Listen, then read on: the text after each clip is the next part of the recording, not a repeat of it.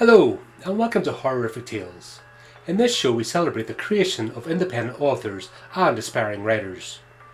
Please like and subscribe and share these episodes so we can help our talented friends get as much exposure as possible.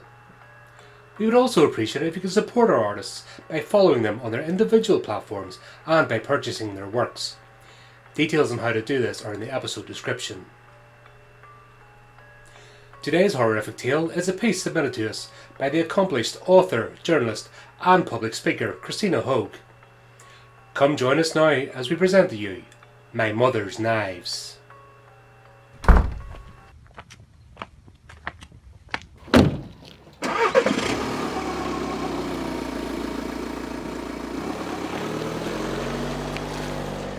I was glad when the downstairs neighbour moved out. I didn't like Gladys at all. She'd make a face at me when I saw her and tell me I needed to see a skin doctor or go on a date or take a shower.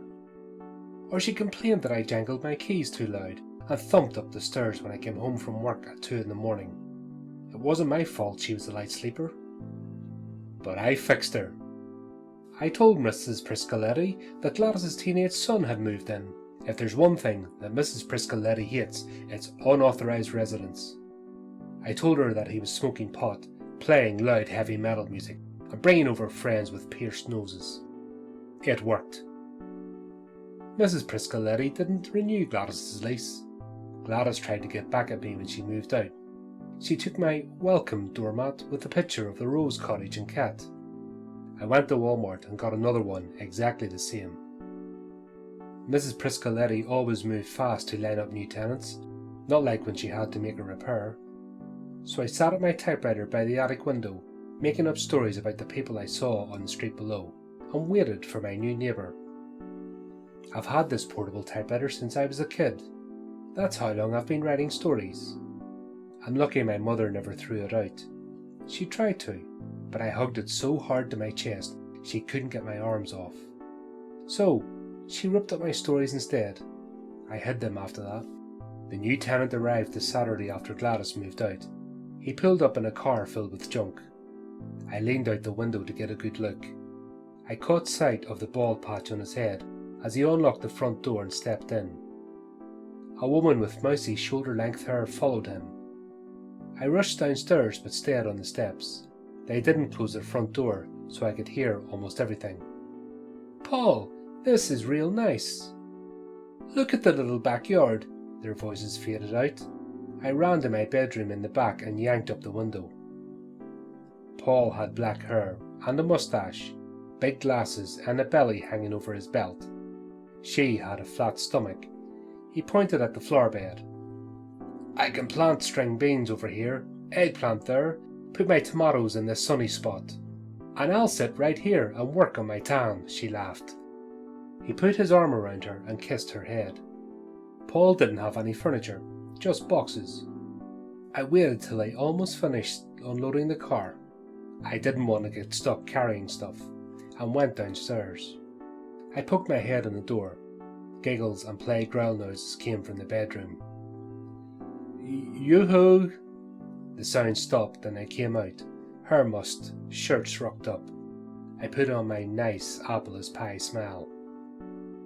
"Hi, I'm Mary Grace Nagy. I live upstairs." "Paul Ventimiglia. This is my girlfriend Denise." "Are you both settling in okay?" "It's just me moving in, but I don't have much to settle. My ex-wife got all the furniture." He chuckled and gave Denise one of those in-the-know looks. She rolled her eyes. He had a nice way about him. Warm eyes, a real smile. I stared at his mouth. He had a gap between his front teeth. My father had a gap just like that. "If you're getting furniture delivered, I can let them in for you," I said. "I'm home days." "You work at home?" Denise raised her eyebrows. "I work nights, cleaning state offices downtown." "Maybe you clean my office, the Department of Transportation," Paul said. "I do health and human services." "That would have been too funny if you worked at the DOT. But that's very nice of you to offer about deliveries, Mary Grace. Maybe I'll take you up on that." "You lived here long?" Denise was sure nosy for someone who wasn't even my neighbour. I've been in Chambersburg my whole life. We were the only Hungarian family around. It was all Italian back then. Now the Italians are old, like Mrs. Priscoletti. The young ones all move out of Trenton. I've lived in this... Denise nudged them. We better get the rest of those boxes, babe. We gotta be at Charlie's at 6. Yeah, that's right. Sorry, we'll have to talk more later, Mary Grace. Nice meeting you. Nice meeting you. Denise turned up the edges of her mouth. I smiled at Paul and half lifted my hand at her. The following Saturday morning, a truck pulled up and delivered a couch, a bed, table and chairs, and other stuff. Paul wasn't taking me up on my offer about deliveries. A girl came over. She looked like him. Probably his daughter. Nothing special, another of those teenage girls you see, slobbering all over their boyfriends at the video arcade. In the afternoon they went out. I waited by the window till I saw his car pull up. He was by himself. He must have dropped off the kid. I raced downstairs and pretended like I was checking the mail in the hallway when he came in. He smiled at me. Hope we didn't wake you this morning, Paul said. Those delivery guys weren't too quiet. Oh no, I didn't hear a thing. It was such a hassle. The couch wouldn't fit through the door, and we had to take the door off the hinges to get in. We kind of nicked the door jamb. Mrs. Priscoletti isn't going to like that, I said. She doesn't have to know, does she? He winked at me. Of course not. You know when my mother and I moved in here. She's dead now, but back...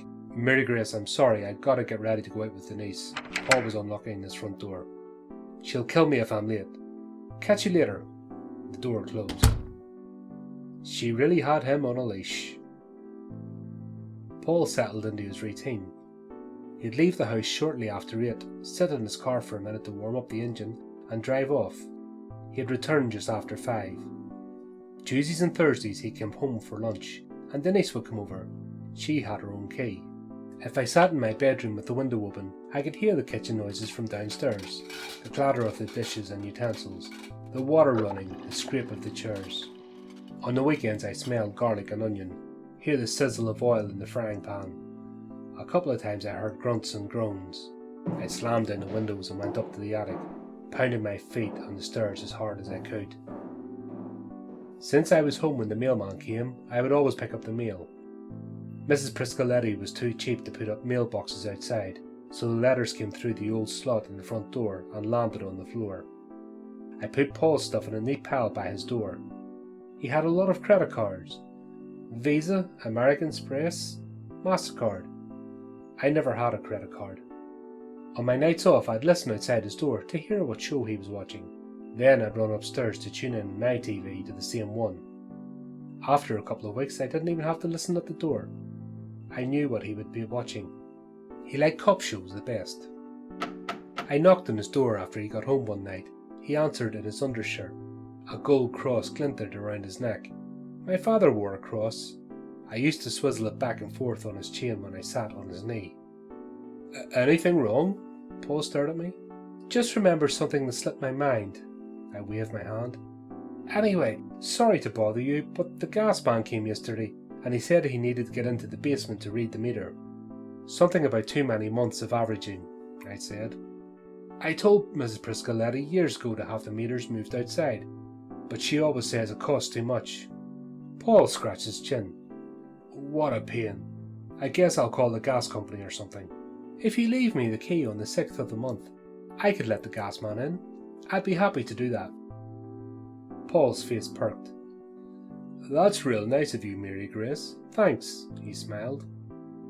Mrs. Priscoletti is cheap, isn't she? My tub needs to be replaced, but she's sending her son to grout the crack. She's always been like that. She did the cheapest job possible to convert this row house into apartments. My mother always said that Mrs. Priscoletti would end up paying double than if she had done the job proper in the first place.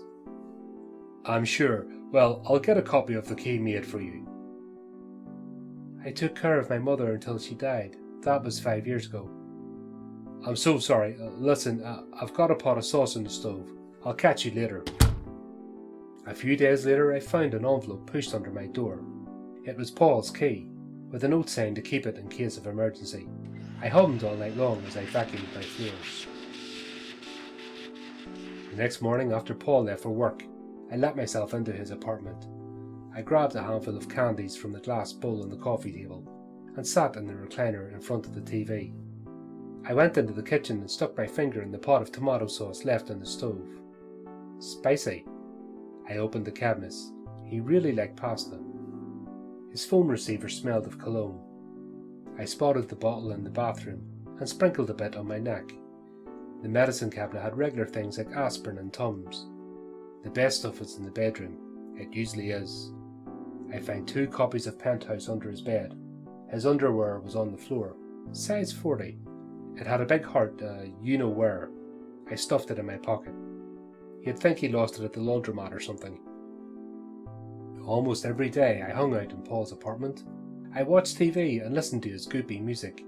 I took off all my clothes and got into his bed so I could rub the smell from his dark brown sheets all over me. I flipped through his photo albums, his wedding, his baby's christening. I sipped the dregs from the bud cans in the recycling bin. I was always real careful to leave everything exactly how I found it and to leave before he got home. But one day I slipped up. I fell asleep in the recliner, and it was a Thursday, one of the days he and Denise came home for lunch. I bolted out of the chair when I heard the hallway door bang shut and voices. I raced to the bedroom and dove into the closet. They went to the kitchen. The fridge door opened, the cutlery drawer rattled, dishes scraped, then I heard Denise giggling. "Stop, Paul! Oh, you!" They thumped across the living room and crashed into the bedroom door, laughing. I opened the closet door a crack. Denise was sprawled on the bed with Paul on top of her. He was kissing her, pinning her arms above her head. I pushed the door open a little wider. He pulled the blouse out from under her skirt and unbuttoned it. He pushed up her bra and squeezed her. Then he spread her legs and moved on top of her. As he rocked back and forth, I watched the gold cross bounce off his chest. They didn't stay long. That night I dreamed of my mother sharpening her knives.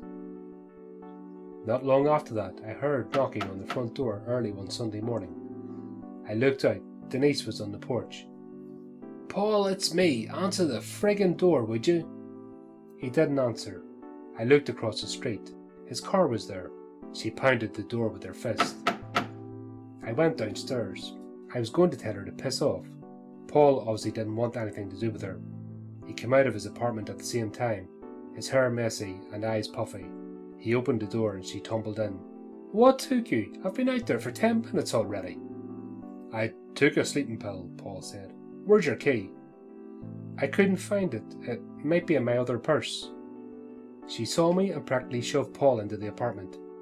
"She gives me the creeps," I heard her say. "Something..." "Shh," Paul said. The door shut and I could only hear rumbles of voices.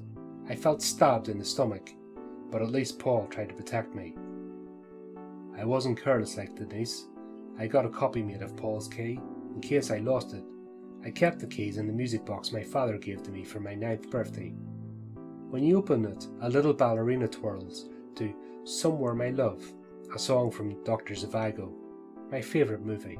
I made some chocolate peanut butter cookies a few days later and took a plate down to Paul. I meant it as a thank you for sticking up for me against Denise. "Want some vegetables from my garden?" he said.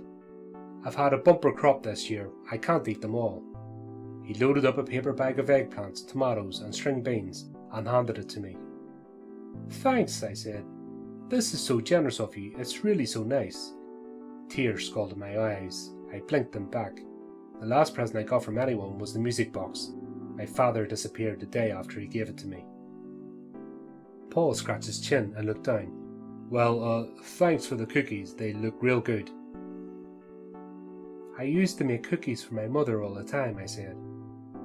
"Thanks again." I could tell he was embarrassed at my generosity. I told him I'd see him later. I couldn't eat those vegetables. I put them in a bowl and carried them around with me. Upstairs to the attic, to my bedside table, to the living room. But after a couple of weeks, they shriveled up and rotted. Paul left the empty cookie plate by my door. I figured he wanted more cookies but was too shy to ask. So I took him down another plateful. Oatmeal chocolate chip this time. "Oh, thanks," Paul said, "but you shouldn't go to the trouble." It's no trouble really. I love baking, I said. It's just that I'm on a diet. You don't need to go on a diet. You look perfect. The eggplant and tomatoes were the best I've ever had, by the way, and the string beans too. You want some more? I have plenty. That would be great. Hold on a sec. He came back and gave me the bag. I have to run. I was just about to go out. No problem, thanks. We'll talk later. Sure thing. I liked the way he said that. I went upstairs. This time I was prepared. I'd bought a couple of dozen bottles of clear nail polish, and I painted each eggplant, tomato and string bean so they would keep forever. I then moved my typewriter down from the attic into the living room by the front window, so I could see Paul closer up when he went in and out. He was inspiring me to write lots of stories. One Saturday night I heard yelling from downstairs. I tiptoed down and pressed my ear against the door. How do you think that makes me feel when you talk to her, when you have anything to do with her? She's part of my life, like it or not. I know that, but you don't have to rub it in my face all the time. Jesus, Denise, I'm not rubbing it in your face. I swear, I'm sorry, okay? They calmed down and I went back upstairs. My chest was bursting. They were fighting about me. Denise really was getting to be a pain. I waited till the lights went out downstairs and in the neighbours' windows. Then I grabbed my mother's carving knife, went outside and slashed the tires of Denise's car. I fell asleep in the living room so I'd hear everything the next morning. I woke up to the sound of Denise yelling, "Oh my God, Paul!" What? Jesus! I keeled over on the floor laughing. I just couldn't help it. A couple of days later the car had 4 new tires. I went out again, this time with my mother's paring knife, and scratched bitch on the fenders. A police officer knocked at my door later and asked if I had seen anyone suspicious. I shook my head. Nothing out of the ordinary. You sure? Mr. Ventimiglia says you watch everything that goes on in the street. No, I really haven't seen anything. He cocked his head at me for a second, then scribbled on his pad. He ripped off the sheet and handed it to me. If you remember anything, call me. Sure thing, officer. Paul knocked at my door a little later. I smelled my biggest smell, but he didn't smell back. Mary Grace, I'm going to need my key. The smell dropped clean off my face.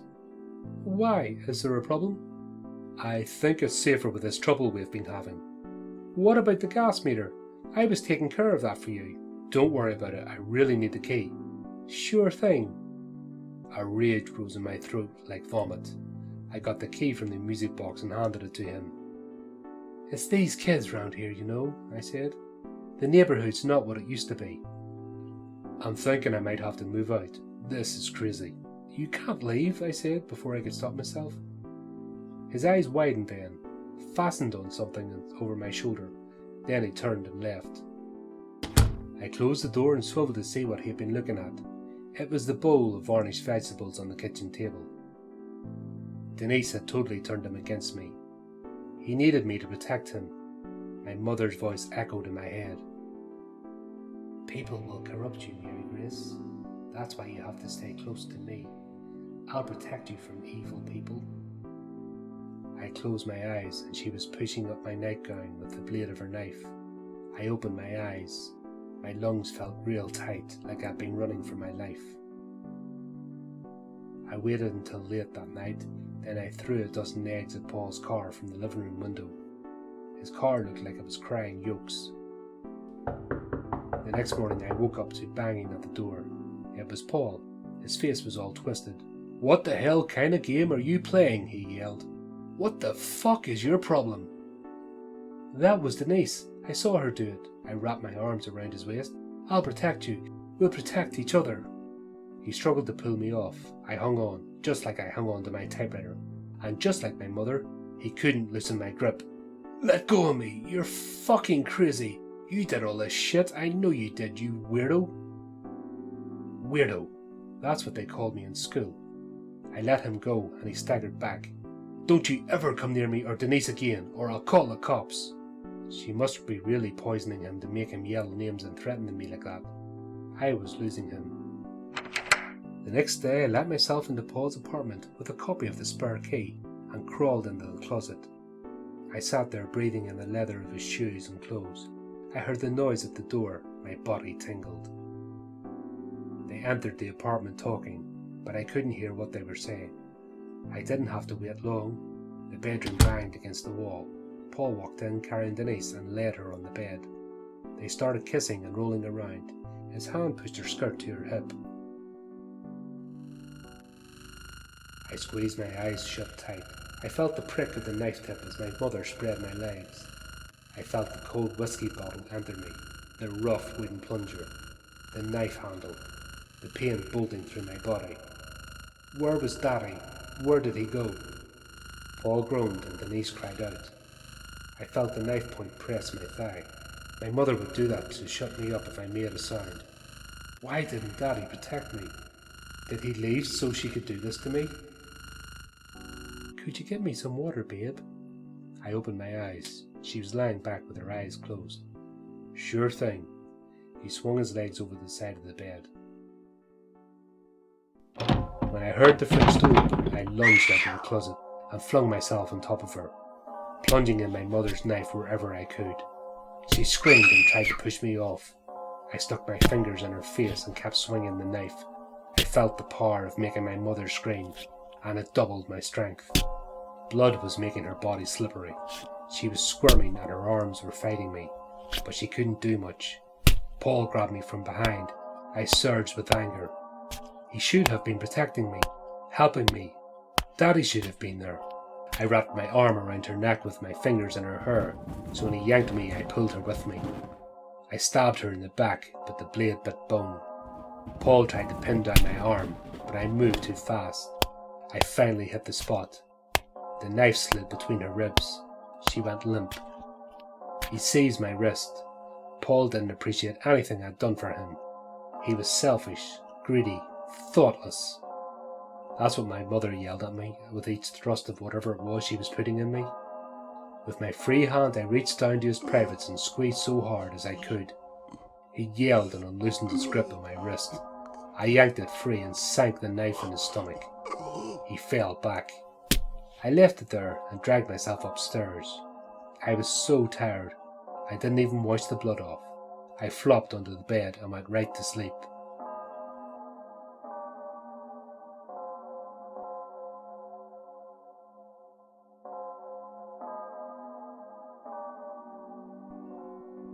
I still sit at my typewriter at the window, but it's a new view now.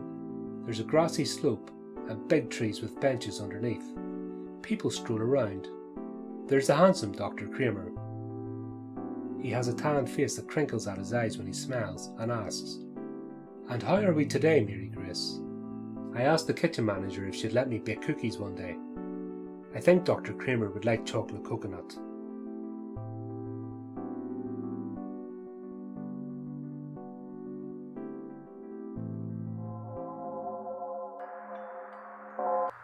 Well, we hope that you enjoyed our latest horrific tale. If you want to keep up to date with future episodes, then subscribe to our YouTube channel and like our Facebook page. Please also take a moment to support our contributing artists who very kindly lend their talents to this show. Check out the links in the description how you can do this. Until next time, my friends, keep it creepy, keep it horrific.